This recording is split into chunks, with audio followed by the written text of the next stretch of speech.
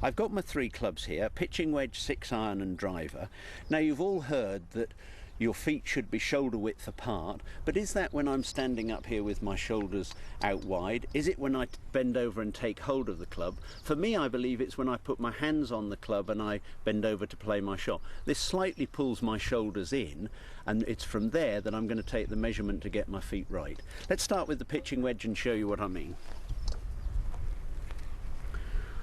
Down I go behind the ball, take my normal grip, and now you'll see that the edge of my shoulder, if I drop a line down from the edge of my shoulder, it comes down just onto my little toe. And exactly the same on the other side. As I then move up to the slightly longer clubs, going to the 6-iron, I'm a little further away. The golf ball is half a ball or so more towards my front foot, and the stance gets a little wider in order to create the stability with the mobility. Now the edge of my shoulder is above the middle of my shoe on both sides. And if we move on up again to the driver, again further away, wider stance in order to keep my balance. And now the edge of my shoulder is just above my instep on both sides. If you can get that right, you've got the core foundation of great ball striking. So, one of the other most important things is that we create the correct posture, having got a good foundation, in order to get the right angle for the club to swing round your body. Let me show you what I mean. For an awful lot of golfers, they really struggle to get into the right position, and they look like a crumpling sack of potatoes set up to the golf ball.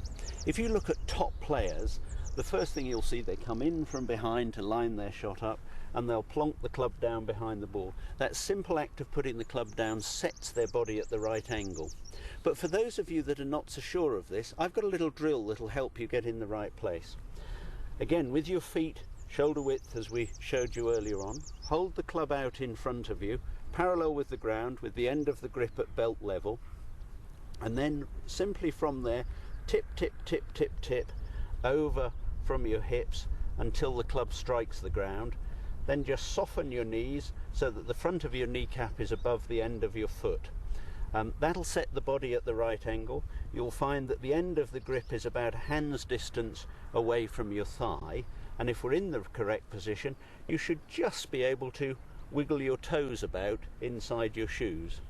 What that does, it sets us at the right angle so that the club should be able to find its own way travelling around your body, both on the way back, but more importantly on the way down, so that we're on the right plane angle in order to get a really good strike. All of you have seen people who struggle. We get the person who's too straight-legged, bent over, they've got their derriere stuck out way too much, and of course as they swing they lose their balance. Then we've got the ones that have been told to keep their chin up and bend their knees, and they're all back here. They're all on their heels, and of course suddenly I end up with a swing that's round here. All sorts of problems, again, that affect balance from the spine angle. The club can't find the right angle. So it's really, really important we have the firm foundation, correct bend over from the hips, and then we're well on our way to getting this nice swing angle to come in to launch the ball long and straight.